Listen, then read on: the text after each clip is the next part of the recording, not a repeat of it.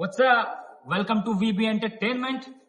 ಇವತ್ತಿನ ವ್ಲಾಗ್ ಏನಂದ್ರೆ, ನಾನು ಹೋಗ್ತಿದ್ದೀನಿ ನನ್ನ ಫ್ರೆಂಡ್ ಜೊತೆ ಅವ್ನ ಬೈಕ್ ಡೆಲಿವರಿ ತಗೊಳಕ್ಕೆ.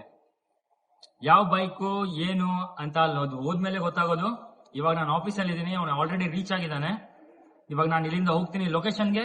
ಇನ್ನೊಂದು ಪ್ರಶ್ನೆ ನಿಮ್ಮೆಲ್ಲರ ತಲೆಯಲ್ಲೂ ಬಂದಿದಿರ್ಬೋದು, ಏನಪ್ಪ ಇವನು ಫಸ್ಟ್ ವಿಡಿಯೋ ಹಿಂದಿಯಲ್ಲಿ ಮಾಡ್ಬಿಟ್ಟು ಸೆಕೆಂಡ್ ವಿಡಿಯೋ ಕನ್ನಡದಲ್ಲಿ ಮಾಡ್ತಿದ್ದಾನೆ ಅಂತ. ಆಕ್ಚುಲಿ ಲಾಸ್ಟ್ ವಿಡಿಯೋ ಪೋಸ್ಟ್ ಮಾಡಿದಾಗ ನನ್ನ ಫ್ರೆಂಡ್ಸ್ ಎಲ್ಲ ನಂಗೆ ಸಜೆಸ್ಟ್ ಮಾಡಿದ್ದು ಕನ್ನಡದಲ್ಲೂ ವ್ಲಾಗ್ ಮಾಡು ಅಂತ. ಅಷ್ಟೇ, ಮತ್ತೇನು ಇಲ್ಲ. ನನ್ನ ಚಾನೆಲ್ ಅಲ್ಲಿ ನಿಮ್ಗೆ ಹಿಂದಿಯಲ್ಲೂ ವ್ಲಾಗ್ಸ್ ಬರುತ್ತೆ, ಕನ್ನಡದಲ್ಲೂ ಬರುತ್ತೆ, ಇಲ್ಲ ಎರಡೂ ಸೇರಿ ಒಂದೇ ವ್ಲಾಗ್ ಅಲ್ಲೂ ಬರ್ಬೋದು. ಓಕೆ, ನಾನು ಇವಾಗ ಇಲ್ಲಿಂದ ಹೊರಡ್ತಿದ್ದೀನಿ. ಆಲ್ಮೋಸ್ಟ್ ಟೈಮ್ 6:30 ಆಗಿದೆ. ಅವ್ನ ಪಾಪ ಕಾಯ್ತಿದ್ದಾನೆ ಅಲ್ಲಿ. ಹೋಗ್ತಾ ಹೋಗ್ತಾ ನೋಡೋಣ ಏನೇನ್ ಕವರ್ ಮಾಡಕ್ಕಾಗತ್ತೆ, ಕವರ್ ಮಾಡ್ತಾ ಹೋಗ್ತೀನಿ. ಬೆಂಗಳೂರಲ್ಲಿ ಮಳೆ ಬಂದಾಗ ಇಷ್ಟು ಚೆನ್ನಾಗಿ ಕ್ಲೈಮೇಟ್ ಇರುತ್ತೆ, ಅದ್ರ ಜೊತೆ ಈ ತರ ಟ್ರಾಫಿಕ್ ಇರುತ್ತೆ.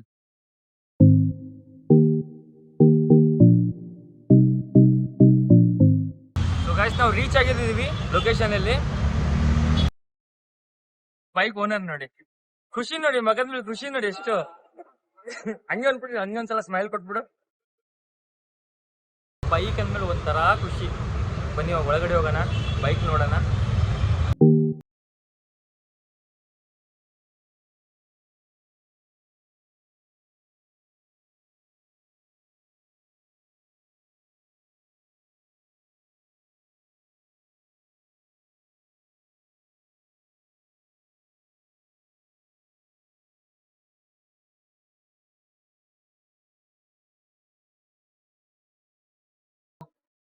ಹೆಂಗ್ ಅನಿಸ್ತಿದೆ ಹೊಸ ಬೈಕ್ ಮೇಲೆ ಕೂತ್ಕೊಂಡು ಎಕ್ಸ್ಪೀರಿಯನ್ಸ್? ಎಕ್ಸ್ಪೀರಿಯನ್ಸ್ ಮಾಡಿದಾಗ್ಲೇನೆ ಫೀಲ್ ಆಗೋದು, ಹೇಳಕ್ ಆಗಲ್ಲ ಅಷ್ಟೇ. ಖುಷಿ, ಹುಡುಗನಿಗೆ ಖುಷಿ ತಡ್ಕೊಳಕ್ ಆಗ್ತಾ ಇಲ್ಲ. ಇವರು ನಮ್ ಸಿದ್ದವರಪ್ಪ. ಹೇಗ ಅನಿಸ್ತಾ ಇದೆ ಅಂಕಲ್? ಬೈಕ್ ಹೊಸದ್ ಬಂದಿದೆ ಮನೆಯಲ್ಲಿ, ಖುಷಿನಾ? ಖುಷಿ ಮೇಲಪ್ಪ, ಮಕ್ಕಳು ಕೊಡ್ತಾರ. ಹೌದು, ಮುಂದೆ ಕಾರ್ ತಗೊಂಬೇಕು ಸಿದ್ದು ಅಪ್ಪಾಜಿಗೋಸ್ಕರ.